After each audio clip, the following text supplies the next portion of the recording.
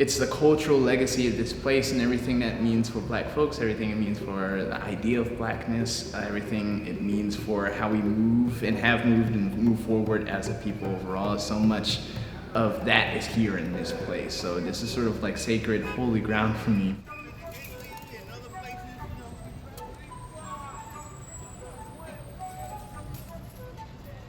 My name is Elijah J. Thomas, and the name of the piece you just heard was entitled For Harlem, for flute, bass, pedals / effects, and pre-recorded audio.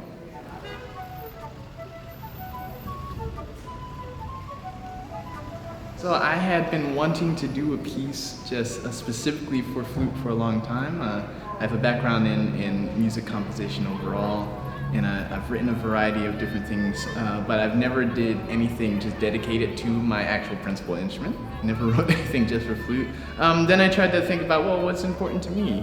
And Harlem is important to me. Every aspect of this place is important to me. It helps to sort of navigate how I live and exist in the world. For flute and bass represent sort of two opposite ends of the sonic spectrum. And I figured, well, how can we bring those opposites somehow in the center? And the medium to do that was just using pedals and electronics. There's so many different ways you can manipulate electronics for a piece.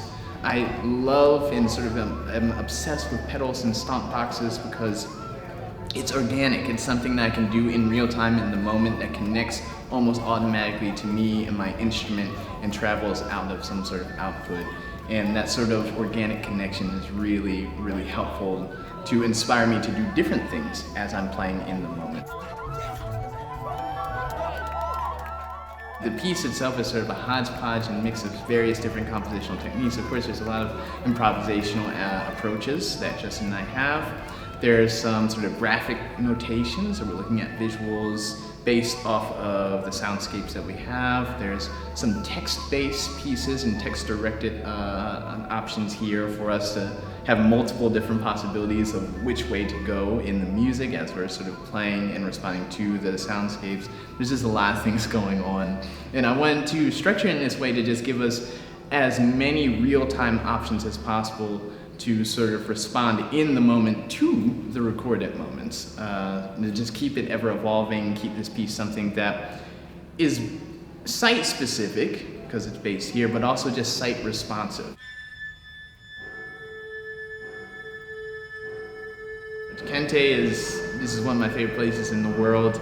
Again, they opened this right before the pandemic hit, and through it all, they've kept it going. It's Harlem based, it's Harlem Center. Harlem artists almost exclusively are in this space. And it's a place to continue to connect various artistic disciplines across the Black diaspora. So as soon as I thought of this piece, and as soon as I was in discussions with Amanda Mata to figure out, how is this going to happen? What would the presentation look like?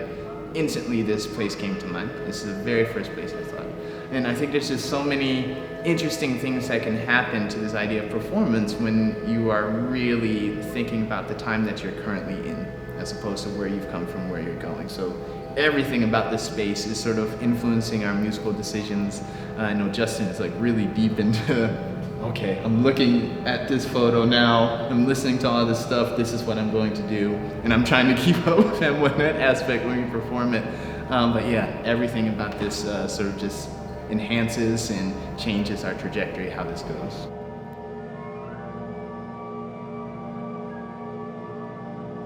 This time, this pandemic time, this overall reckoning time that we've been having, there's a lot that's been going on. I think this time is proving more and more that it is time for society to realize how can we continue to be of service to artists so they can continue to be of service to society as they always have been and always will be. So it's been amazing to have that sort of support.